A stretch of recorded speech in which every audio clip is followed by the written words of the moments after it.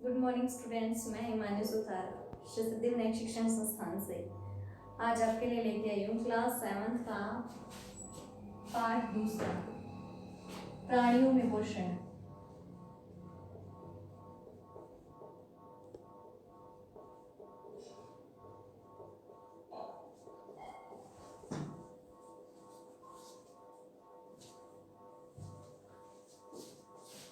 ठीक है, पाठ का नाम है प्राणियों में पोषण। प्राणी यानी कि जीव जंतु, मनुष्य, उनमें पोषण किस विधि से होता है। ठीक है, हम जो भी भोजन ग्रहण करते हैं उनमें क्या क्या घटक पाए जाते हैं? कार्बोहाइड्रेट, प्रोटीन, वसा, खनिज लवण, जल, विटामिन। जो हम लेते हैं कार्बोहाइड्रेट, जो मुख्यतः किन में मिलता है? गेहूं, चावल, मक्का, यानी गेहूं से रोटी बनती है, रोटी में भी कार्बोहाइड्रेट, चावल में भी कार्बोहाइड्रेट, दूध में भी कार्बोहाइड्रेट होता है, यानी लगभग सभी चीजों में कार्बोहाइड्रेट पाया जाता है। ये जो कार्बोहाइड्रेट होता है ये जटिल पदार्थ होता है। जब हम इसे ग्रहण करते हैं ये जटिल पदार्थ होता है। जटिल पदार्थ को सरल पदार्थ में तोड़ना आवश्यक हो जाता है, क्योंकि जटिल पदार्थ सीधा हमारे आमाशय में पच नहीं पाता, तो इसे जटिल पदार्थ में पहले तोड़ना पड़ता है। ठीक है, जटिल पदार्थ यानी कि मान लीजिए ये एक बड़ा कण है, बड़ा पदार्थ है, ये हो गया जटिल। अब इसे हम सरल पदार्थ में कैसे तोड़ेंगे? ये हो गया सरल पदार्थ। तो जटिल पदार्थ से जब हम सरल पदार्थ में टूटते हैं तो उस क्रिया को बोलते हैं विखंडन। क्या बोलते हैं? विखंडन। तो विखंडन की क्रिया जब पूछे कि विखंडन क्या होता है, तो हमें स्पष्ट हो जाना चाहिए हमारे माइंड में कि जटिल पदार्थों का सरल पदार्थों में टूटना क्या कहलाता है? विखंडन कहलाता है। यानी भोजन, भोजन का कण है, भोजन का अणु है कार्बोहाइड्रेट, जो जटिल पदार्थ से सरल पदार्थ में टूटा, और जटिल पदार्थ से सरल पदार्थ में भोजन का अणुओं का टूटना क्या कहलाता है? विखंडन कहलाता है। ठीक है, अब हम देखेंगे कि भोजन की विधियां क्या क्या होती है। भोजन ग्रहण करने की विधियां प्राणियों में कौन कौन सी पाई जाती है? भोजन ग्रहण करने की विधियां। अब तुम देखो कि विधियां जो होती है वो हर एक जंतु में अलग अलग विधियां होती है। जैसे हम मनुष्य हैं, हम भोजन को क्या करते हैं? मुख गुहा में लेते हैं, जो क्रिया अंतर्ग्रहण कहलाती है। ठीक है, भोजन का मुख में लेना या भोजन का मुख गुहा के द्वारा शरीर में प्रवेश क्या कहलाता है? अंतर्ग्रहण। ठीक है, अब मधुमक्खी है, वो भी एक जीव है, वो भोजन की विधि उसमें क्या है? वो फूलों का मकरंद चूसती है, जो उसमें भोजन ग्रहण करने की विधि है। मरमर पक्षी है, वो फूलों का मकरंद चूसती है, ये उसमें भोजन ग्रहण करने की विधि है। छोटे जीवों के जो छोटे शिशु होते हैं वो जीवित रहने के लिए उनका भोजन कैसे करते हैं? वो अपनी माँ का दूध पी करके और भोजन ग्रहण करते हैं। तो शिशुओं में भोजन ग्रहण करने की विधि अलग है। इसके अलावा अजगर या सांप वर्ग के जो प्राणी हैं वो समूचे जीव को पूरा समूचा निगल जाते हैं, उनमें भोजन ग्रहण करने की अलग विधि है, निगलना। इसके अलावा शेर, शेर शिकार करके भोजन करता है, उसमें विधि क्या है? शिकार करना। इसके अलावा एक जो उदाहरण तुम्हारी बुक में दिया गया है, स्टार फिश, तारा मछली। तारा मछली क्या करती है? कैल्शियम कार्बोनेट के जो कवच वाले जीव जंतु है, ये समुद्र में रहती है, और समुद्र में जो कैल्शियम कार्बोनेट के कवच वाले जीव जंतु हैं उनको ये पकड़ती है। सबसे पहले उसका कवच तोड़ती है, उसके बाद में तारा मछली के शरीर से उसका आमाशय बाहर निकलता है, आमाशय बाहर निकलता है, और फिर बिना कैल्शियम कार्बोनेट के जंतु को आमाशय ग्रहण करता है, और फिर वो आमाशय वापस स्टारफिश के बॉडी में चला जाता है। तो स्टारफिश, जैसे हमारा आमाशय तो हमारे पेट के अंदर होता है, हम भोजन को लेते हैं और वो आमाशय तक जाता है, लेकिन स्टारफिश में क्या होता है? कैल्शियम कार्बोनेट कवच तोड़ने के बाद उसका आमाशय बाहर आ जाता है, फिर वो जीव या जंतु को पकड़ लेता है, छोटे जीव जंतु को, और फिर वो उससे भोजन लेकर के, वो उसका भोजन होता है, आमाशय में वो ले लेता है, उसके बाद आमाशय वापस से उसके स्टारफिश के बॉडी के अंदर चला जाता है। तो इस जीव में अलग प्रकार की भोजन की विधियां हैं। ठीक है, तो हर एक जीव जंतु में भोजन की विधि अलग अलग है। अब हम पढ़ेंगे कि मनुष्य में भोजन की विधि क्या है। मनुष्य में भोजन की विधि या पोषण की विधि क्या है? बेसिकली आज का टॉपिक यही है हमारा, मनुष्य में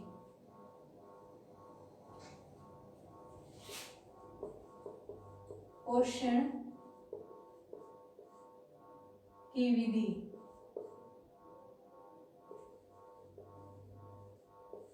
अंतर्ग्रहण के द्वारा हम भोजन ग्रहण करते हैं। अंतर्ग्रहण, अंतर्ग्रहण यानी भोजन को शरीर के अंदर लेना, भोजन का शरीर के अंदर ग्रहण करना क्या कहलाता है? अंतर्ग्रहण कहलाता है। और भोजन के अणुओं का या कार्बोहाइड्रेट के जटिल अणुओं का सरल अणुओं में टूटना विखंडन कहलाता है। और अंतर्ग्रहण यानी भोजन का शरीर के अंदर ग्रहण, अंतर ग्रहण कहलाता है। ठीक है, तो मनुष्य में पोषण की विधि क्या होती है? अंतर्ग्रहण की विधि होती है। अब हम देखते हैं कि जो मनुष्य में पोषण की विधि है उसमें हमारा बॉडी का कौन सा पार्ट महत्वपूर्ण रोल में महत्वपूर्ण भूमिका अदा करता है। तो मनुष्य में पोषण की विधि या भोजन का पाचन, भोजन का पाचन है जो मनुष्य में, वो कहाँ होता है? मनुष्य में भोजन का पाचन कहाँ होता है? अब मनुष्य में भोजन को पचाने के लिए कुछ विशेष ग्रंथियां पाई जाती है जो आहार नाल के साथ मिलकर कार्य करती है और उस पूरे सिस्टम में भोजन का पाचन होता है। तो भोजन का पाचन करने में हमारे शरीर की जो महत्वपूर्ण भूमिका है वो रहती है आहार नाल की। ठीक है, आहार नाल से पहले आएगा, पहले लिख देती हूँ। सबसे पहले जो भोजन का पाचन होता है उसमें स्टेप बाय स्टेप लिखती हूँ। मुख गुहा में जाता है भोजन, मुख गुहा में जाता है। मुख गुहा में जाने के बाद में दूसरा, मुख गुहा के बाद आती है ग्रसनी, ग्रसनी में जाता है। ग्रसनी के बाद में आमाशय, आमाशय के बाद में ये जाता है शुद्रांत्र में, शुद्रांत्र के बाद में ये जाता है वृद्धांत्र में।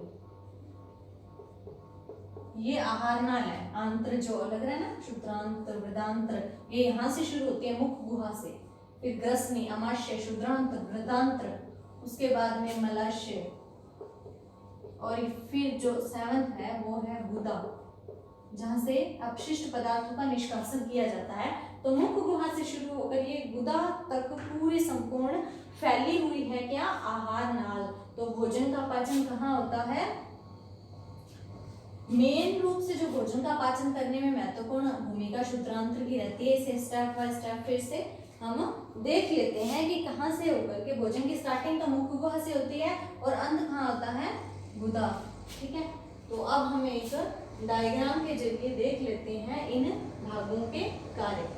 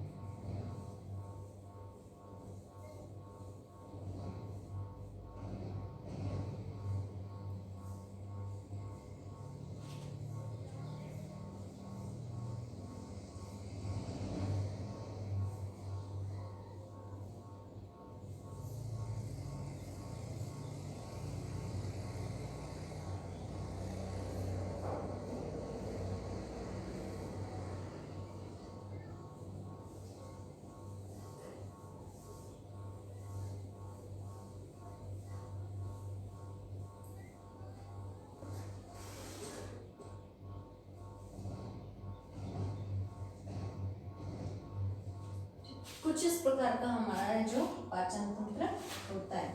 अब हम देखते हैं कि जो मैंने बताया था आमाशय, क्षुद्रांत्र, वृदांत्र, वो भाग इसमें कहाँ उपस्थित है। तो सबसे पहले जो मुख गुहा में हमने भोजन ग्रहण किया, तो ये है मुख, और ये है पूरी मुख गुहा। मुख गुहा में क्या क्या सम्मिलित होते हैं? जीभ, दांत और जबड़े, ये ग्रसनी, जो भोजन नली जिसे हम बोलते हैं, भोजन नली। उसके बाद में ये है आमाशय, ये है यकृत,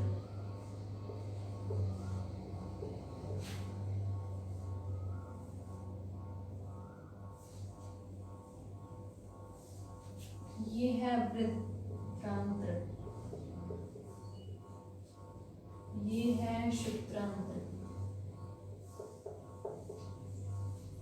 ये है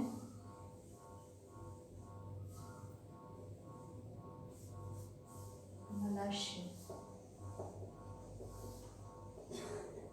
सबसे एंड पॉइंट गुदा। ठीक है, ये सभी मिल करके हमारे भोजन का पाचन करते हैं। अब हम देखते हैं मुख। सबसे पहले हम भोजन मुख में लेते हैं, ग्रहण करते हैं, जिस विधि को मैंने तुम्हें बताया था, अंतर्ग्रहण कहते हैं। मुख से होकर के और भोजन कहाँ जाता है? हमारी जीभ पर टच होता है, जिस पर स्वाद कलिकाएं पाई जाती है, जिससे हमें स्वाद का पता लगता है। जीभ के बाद में दांत और जबड़ों तक भोजन जाता है, जहाँ भोजन का महीन टुकड़ों में पीसा जाता है। ये सारे मिला करके और मुख गुहा कहलाती है। यानी मुख गुहा के अंदर क्या क्या चीजें होती हैं? दांत, जबड़ा और जीभ, ये मिलकर के कहलाते हैं मुख गुहा। उसके बाद में जब भोजन महीन टुकड़ों में पीसा जाता है, पीसने के बाद में ये ग्रसनी के अंदर जाता है। ग्रसनी एक भोजन नली कहलाती है, जो सिकुड़ती है, फैलती है, सिकुड़ती है, फैलती है, जिसके कारण भोजन धीरे धीरे कहाँ जाता है? आमाशय। ये आमाशय के अंदर खुलती है। ग्रसनी कहाँ खुलती है? आमाशय के अंदर। भोजन फिर कहाँ चला जाता है? ग्रसनी से होकर के आमाशय में चला जाता है भोजन के कारण। आमाशय में हाइड्रोक्लोरिक अम्ल है, जो वो सिक्रेट किया जाता है। हाइड्रोक्लोरिक अम्ल आमाशय बनाता है, जो क्या करता है? अम्लीय माध्यम पैदा करता है। अम्लीय माध्यम पैदा करने से क्या लाभ है?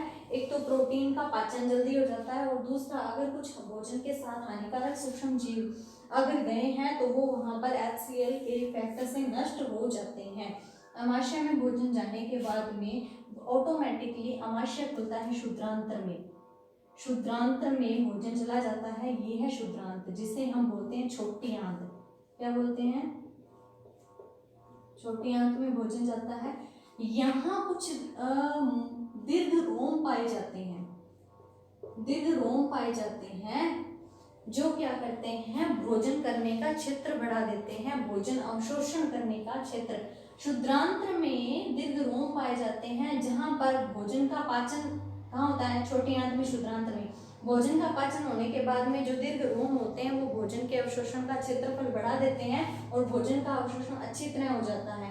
दीर्घ रोम के साथ में ही रुधिर वाहिकाएं जुड़ी होती है, शुद्रांत्र में ही रुधिर वाहिकाएं। रुधिर भोजन जैसे जैसे पचता जाता है, पचने के बाद में भोजन कहाँ चला जाता है? शुद्रांत्र के अंदर ही बात कर रही हूँ अभी मैं। भोजन दीर्घ रोम पचा देता है, दीर्घ रोम के बाद में रुधिर वाहिकाओं में चला जाता है, और वो रुधिर वाहिकाएं जो हम बोलते हैं कि हमारे ब्लड वेसल्स पूरे शरीर में फैली होती है, वहाँ पचा हुआ भोजन पूरे शरीर में वितरित हो जाता है। अब वृदांत्र क्या करते हैं? जो जटिल पदार्थ होते हैं या जो शुद्रांत्र पचा नहीं पाता, वो पदार्थ कहाँ चले जाते हैं? वृदांत्र में चले जाते हैं। जैसे खनिज लवण, खनिज लवण और जल का अवशोषण वृदांत्र करता है।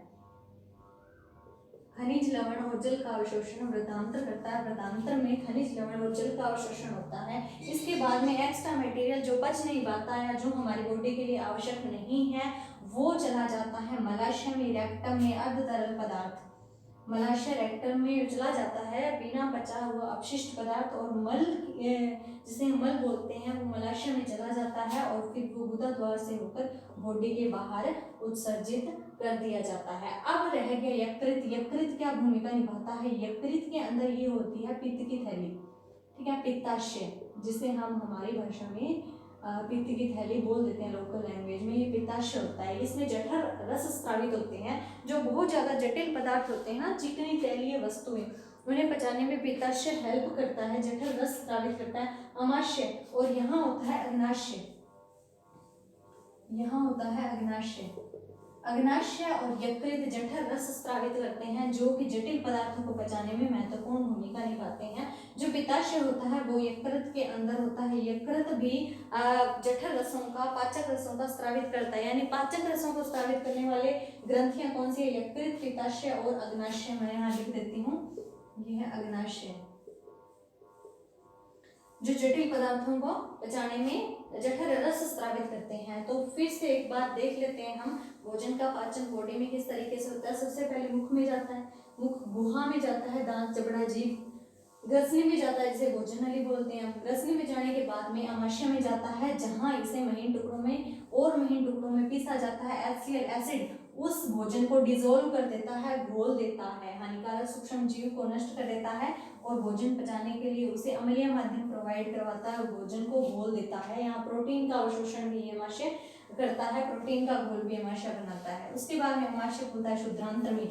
शुद्रांत्र जिसे छोटे आंत बोलते हैं, यहाँ दीर्घ रोम पाए जाते हैं जो भोजन का अवशोषण करने के लिए क्षेत्रफल बढ़ाते हैं। ये भोजन का अवशोषण करते हैं और अवशोषित भोजन रुधिर वाहिकाओं के जरिए पूरे बॉडी के, पूरे शरीर में डिस्ट्रीब्यूट हो जाता है, चला जाता है, जहाँ जिससे हमें फिर ऊर्जा मिलती है।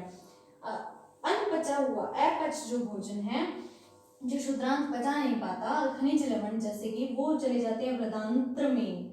जल और खनिज लवणों का अवशोषण करता है वृद्धांत्र। ये सब अवशोषण होने के बाद में जो अपचित पदार्थ है, जो अपशिष्ट पदार्थ है शरीर के लिए, वो मलाशय में चला जाता है और फिर गुदा द्वारा शरीर से बाहर निष्कासित कर दिया जाता है। तो ये है हमारे मनुष्य में पाचन की विधि। मनुष्य में पाचन की विधि में कौन कौन से अंग भाग लेते हैं?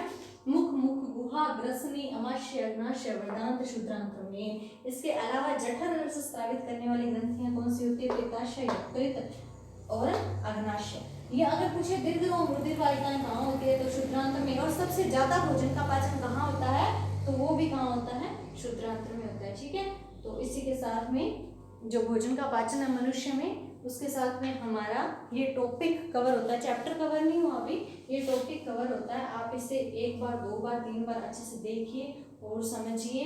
जो चीज़ है तो सारी चीज़ें इंपॉर्टेंट, और एक बार नोट कर लीजिए ताकि आपको आसानी से समझ में आ जाए। ठीक है, तो मैं पार्ट सेकंड लेके आऊँगी आपके सामने। उसमें मैं तुम्हें अन्य प्राणियों में जो भोजन का पाचन है किस तरीके से होता है वो डिस्कस करेंगे। ठीक है, thank you, have a nice day.